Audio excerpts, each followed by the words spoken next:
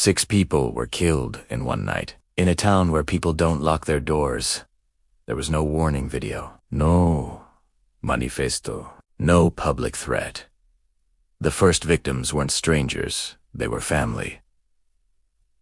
This is the story of how a quiet American community became the site of the deadliest mass shooting of 2026, and why what happened in Cedar Bluff could happen anywhere. What you're about to hear is not speculation. It's a reconstruction of real events, real decisions, and real consequences.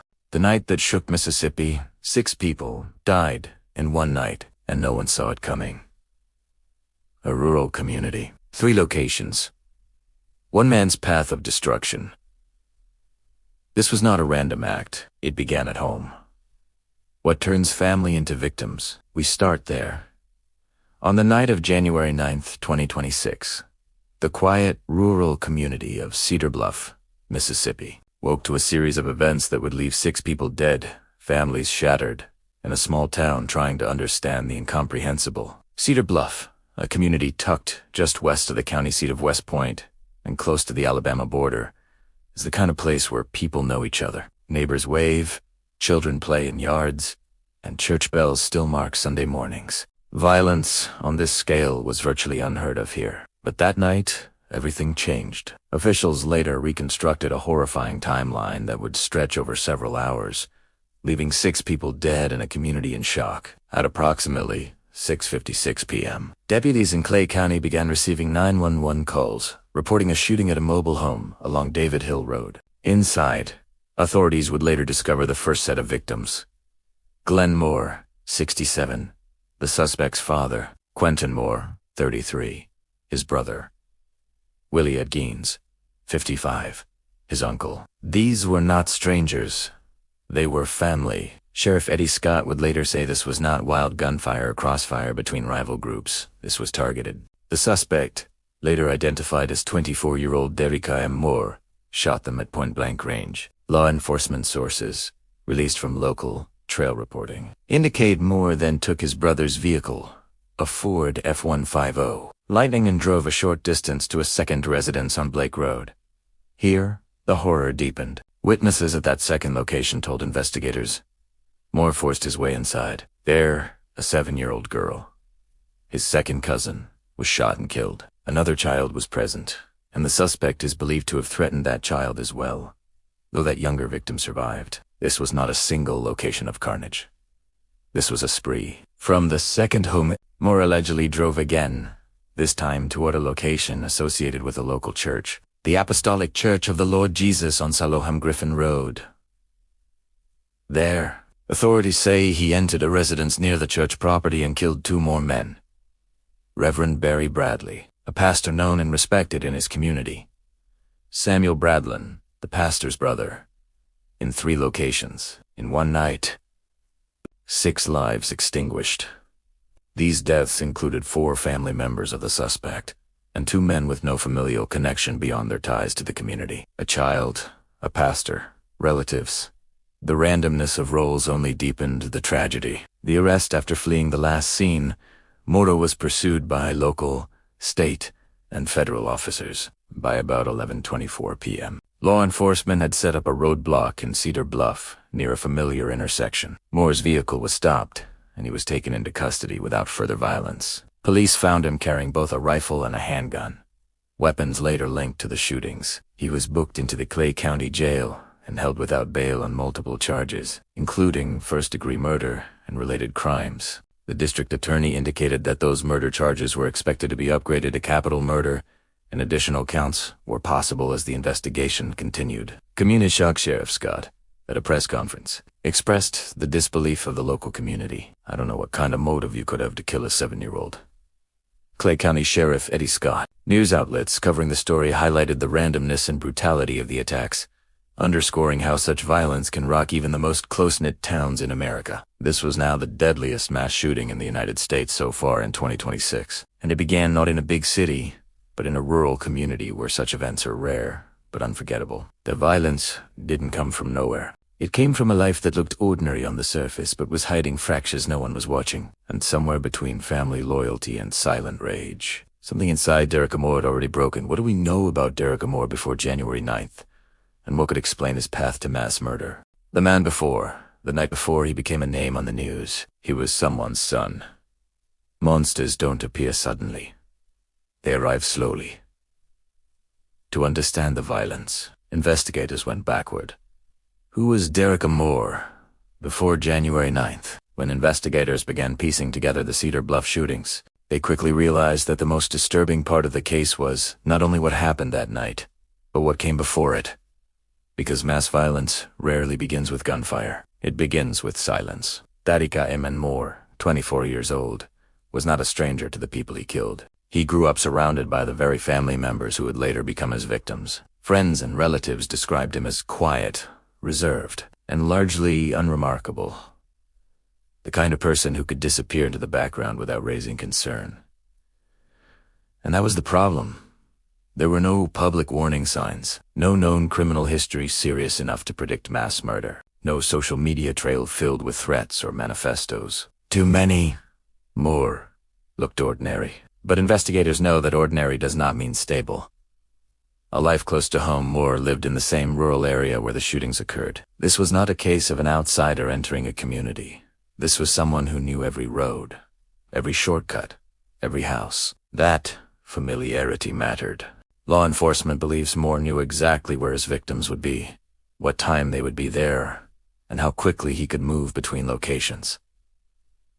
The attacks were not chaotic. They were sequential. Planned movement does not require long preparation, only certainty. And certainty often comes from emotion, not logic. Family members later told authorities there had been tension, though nothing they believed could escalate into violence.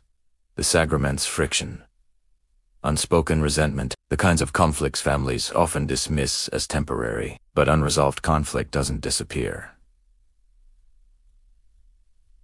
It accumulates. Investigators weren't just asking what he did, they were asking why his own blood came first. The order of the victims raised immediate red flags for behavioral analysts. In spree killings, sequence matters. Moore's first victims were his father, brother, and uncle. These were not symbolic targets. These were people tied to authority, family hierarchy, and emotional history. Psychologists often note that when offenders begin violence within the family, it points to deep personal grievance rather than ideological motivation. This was not about making a statement to the world. This was about settling something internal. Then came the most disturbing escalation. The killing of a 7-year-old child, his second cousin. There is no strategic reason for that act. No criminal advantage. No gain. Only rage, control, or detachment from consequence. Investigators quietly began exploring whether Moore was experiencing a psychological break, severe emotional disturbance, or long-term untreated mental health issues. At the time of arrest, authorities did not publicly confirm a diagnosis, but they also did not rule it out. What troubled investigators most was the absence of panic. Witnesses described Moore as calm-focused, deliberate. That kind of emotional flatness during violence is rare and alarming. The weapons in the choice Moore carried both a rifle and a handgun during the attacks. The choice of weapons suggests preparation, but not necessarily long-term planning. This was not a stockpile scenario. It was a readiness scenario. He did not flee the state. He did not attempt to hide indefinitely.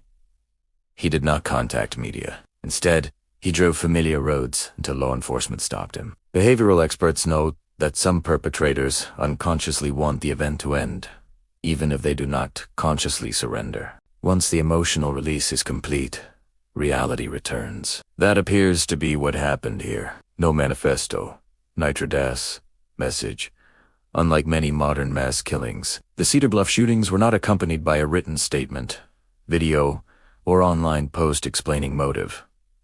That silence is significant. It suggests this was not about attention, not about ideology, not about fame. This was personal. And personal violence is often the hardest to explain because it does not follow patterns. The public every case leaves a trail. This one left gaps.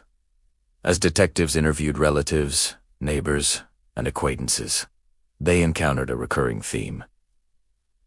No one saw this coming. No recent argument severe enough to raise alarms. No threats reported. No known history of abuse. That does not mean there were no warning signs. It means they were either invisible or ignored. In rural communities, privacy is respected. Silence is normal. Intervention is rare. Those cultural factors don't cause violenza, but they can hide it. The arrested man at the Clay County Jail, Moore, reportedly remained quiet. No dramatic outbursts. No emotional collapse. No immediate explanation. Legal experts note that this silence may later become a key issue during trial, especially if prosecutors pursue capital murder charges. Intent matters. State of mind matters. Sequence matters. And all of those elements point investigators toward the same conclusion. The truth of this case lies not only in what happened that night, but in the months or years before it. The killings were over an hour's, but the investigation was just beginning. And as detectives started retracing every step, every decision, and every unanswered moment, a darker question emerged, not just who Derica Moore was, but whether this tragedy could have been seen before it ever happened. The hours that turned into a hunt by the time the first siren sounded. The worst was already unfolding. This was not one crime scene. It was a moving threat. Every minute mattered, and no one knew where he was heading next. Law enforcement was racing a killer who knew the area better than they did. When the first 911 call came in from David Hill Road, deputies believed they were responding to a single shooting. Rural calls like this are rare, but not unheard of. What? They didn't know no one knew yet was that this was only the beginning. By the time officers arrived at the mobile home, the scene inside told them immediately that this was not an isolated incident. 3 victims. Multiple gunshot wounds. No sign of a struggle. The shooter had already left. Within minutes, dispatch began receiving additional reports. Another location, another shooting. Another victim. The call volume increased, the urgency shifted, and the realization hit. This was an active spree. Scene 1. The first discovery. Deputies secured the first location and confirmed the deaths of 3 men, all related to the suspect. Investigators noted the precision of the attack. These were not random shots. Each victim had been deliberately targeted. While officers were still processing the first scene, word came in from Blake Road. A second residence. A child had been shot. That moment changed the tone of the response entirely. Everything escalates once a child was involved. The priority shifted from investigation to prevention. At the second location, first responders found a scene that hardened even seasoned officers. A 7-year-old girl was dead. Another child had survived. The shooter was gone again. Law enforcement now understood 2 critical facts. The suspect was mobile. He was escalating. A bolo B on the lookout was issued immediately, describing the suspect and the vehicle he was believed to be driving, a Ford F-150 Lightning, taken from one of the victims. Multiple agencies joined the search. Clay County Sheriff's Office, Mississippi Highway Patrol, state and federal partners. Roads were monitored. Intersections were watched. But Cedarbluff is surrounded by rural backroads, places with no cameras, no lighting, and little traffic. The suspect had the advantage. The final attack, the third shooting, occurred near Selaham Griffin Road, close to a local church. By the time officers received the call, 2 more men were dead, including Reverend Barry Bradley, a respected pastor, and his brother. The pattern was now undeniable. 3 locations, 6 victims, a clear path. This wasn't chaos. It was progression. The manhunt, with confirmation of multiple fatalities, law enforcement shifted to full pursuit mode. Checkpoints were established, tactical units prepared for a potential armed confrontation. Officers knew the suspect was carrying both a rifle and a handgun. They also knew he had shown no hesitation in using them. But something unexpected happened. Instead of fleeing deep into rural land or attempting to disappear, the suspect stayed within familiar territory. He didn't abandon the vehicle. He didn't barricade himself. He kept driving. Behavioral analysts later noted this detail as significant. Many spree offenders experience a psychological cooling phase after the violence peaks. The adrenaline fades. the reality returns. That appears to be what unfolded here. The stop, the most dangerous moment in the entire night, came when the vehicle finally slowed down. At approximately 11:24 p.m., officers located the truck and initiated a traffic stop near a Cedar Bluff intersection. Weapons were drawn. Commands were shouted. The suspect complied. No shots were fired. No chase followed. No final confrontation. Just silence. Derek Amore was taken into custody without resistance. Inside the vehicle, officers recovered firearms consistent with those used in the shootings. The hunt was over, but the weight of the night had only begun to settle, securing the aftermath. As Moore was transported to jail, crime scene investigators worked through the night. Each location was documented. Evidence was collected. Shell casings were marked. 6 bodies.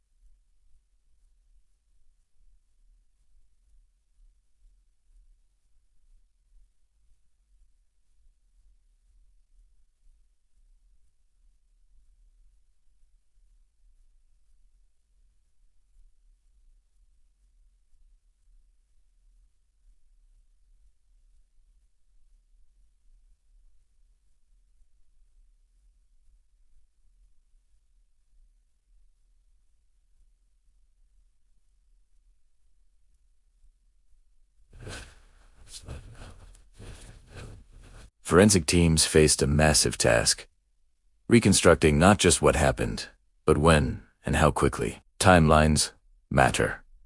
In court, they matter in understanding intent, and they matter in determining whether intervention was possible. The community waits news spread quickly through Cedar Bluff and nearby towns. Residents locked doors. Parents held children closer. Churches opened their doors for prayer and grief counseling. In a place where people expect familiarity and safety, the realization was crushing. The danger had come from within. Ending hook. Natural connection, the manhunt ended without gunfire. But the questions multiplied. With the suspect in custody, investigators now face the hardest task of all: turning chaos into clarity, proving beyond doubt what happened, why it happened, and how the justice system would respond to a crime this personal and this devastating. The state vs. Derek Amore. The killing was over. Now the system took control. In America, violence ends on the street, but judgment begins in court. 6 lives were gone. The law now had to speak for them. This was no longer a manhunt. It was a legal war. When Derek Amore was booked into the Clay County Jail, the tone of the case shifted. What had been an emergency response became a calculated legal process, where every detail mattered and every mistake could change the outcome. Prosecutors knew immediately that this would not be treated as a standard homicide case. This was mass murder. This was family annihilation. And this was a case that would be watched far beyond Mississippi. The charges. Initially, Moore was charged with multiple counts of first-degree murder, along with related offenses tied to the use of firearms and vehicle theft. But legal experts quickly pointed out that these charges were only the beginning. Mississippi law allows prosecutors to upgrade murder charges to capital murder when certain aggravating factors are present. This case had multiple victims. Victims under the age of 18, murders committed during a single criminal episode. Killings involving family members. Each of these elements strengthened the prosecution's position. Behind closed doors, prosecutors began preparing for the most serious legal path available. The death penalty question. The moment capital murder entered the conversation, everything changed. Mississippi is a death penalty state. That fact alone reshaped the strategy on both sides. If prosecutors pursued capital murder charges, Moore could face life without parole or execution if convicted. That raised the stakes dramatically, not just for the defendant, but for the entire judicial process. Capital cases move slowly. They require airtight evidence, and they leave no room for error. Defense attorneys began examining every aspect of the arrest, the evidence collection, and Moore's mental state. Because in cases like this, the courtroom battle is rarely about what happened. It's about why. and whether the defendant was fully responsible for his actions. The defense strategy from the outside, the case looked overwhelming. The suspect was caught the same night. The weapons were recovered.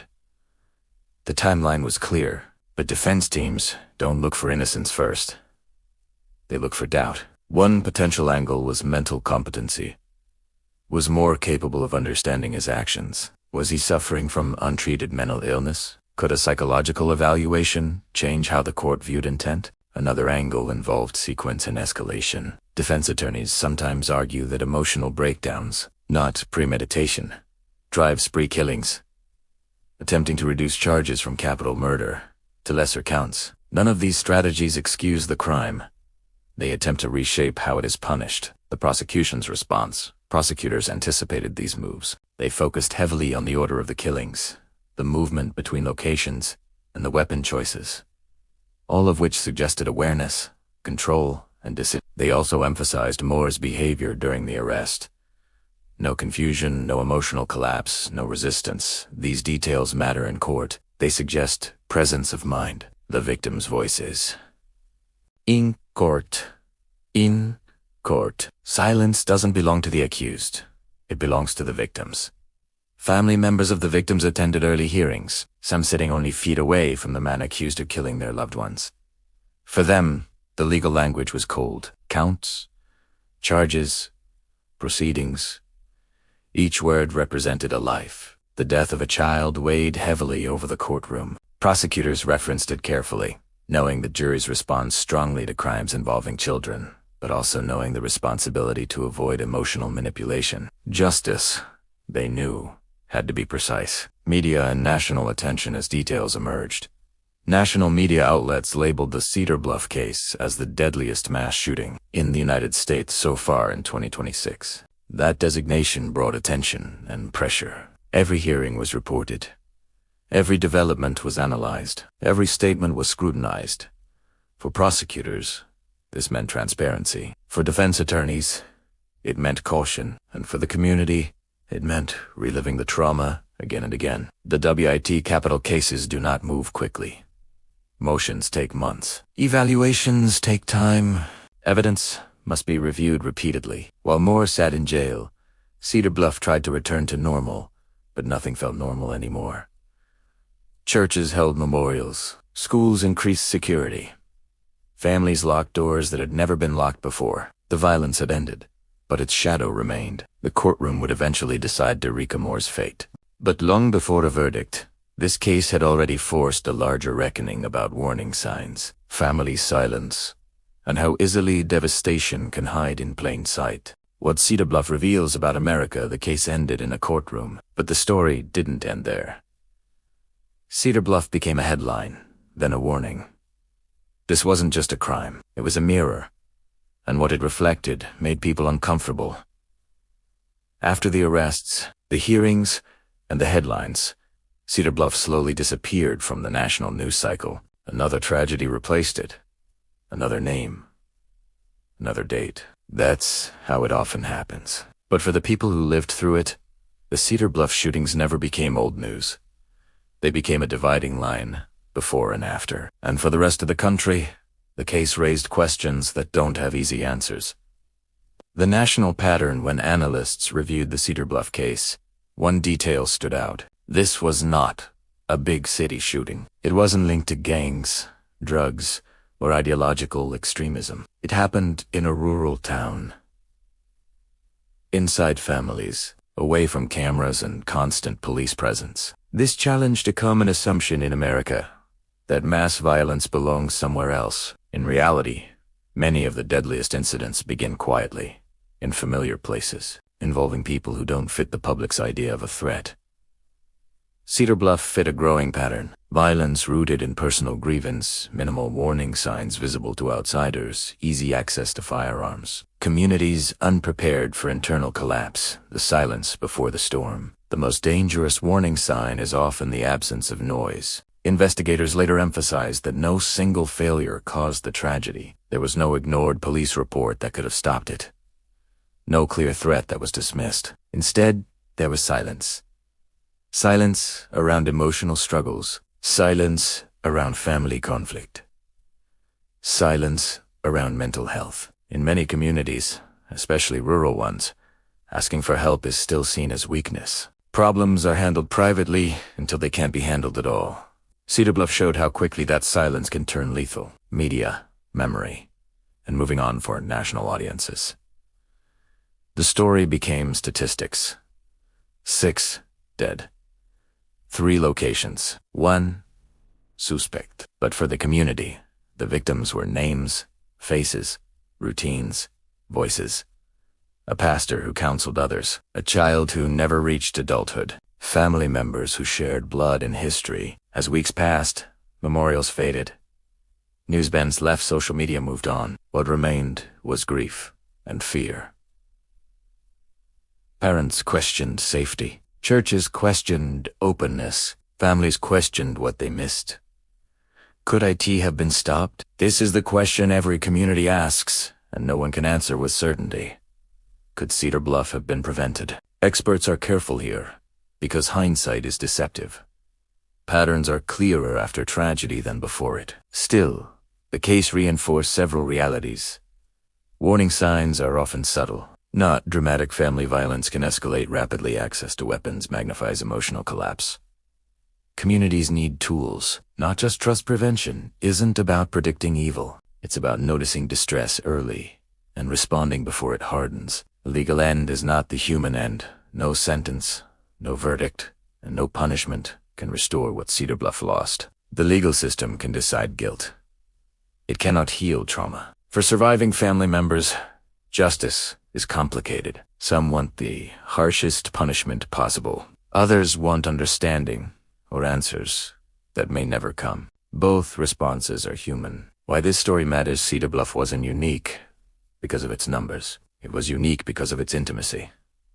This was violence that came from within, from shared meals, shared history, shared space. That makes it harder to process and easier to ignore. But ignoring it guarantees repetition. Cedarbluff reminds us that the most dangerous stories are not always the loudest. Sometimes they unfold quietly, behind familiar doors, in places that believe they are safe. And by the time the warning becomes obvious, it's already too late. When the headlines faded, Cedarbluff stayed. The houses were still there. The roads were still there. The silence was still there. Justice may take years. Healing may take generations. But the lesson is immediate. Violence doesn't always announce itself. Sometimes it grows quietly until it destroys everything around it. If stories like this matter to you, stories that go beyond headlines and look at the human cost, support the channel. Like the channel for more real crime documentaries.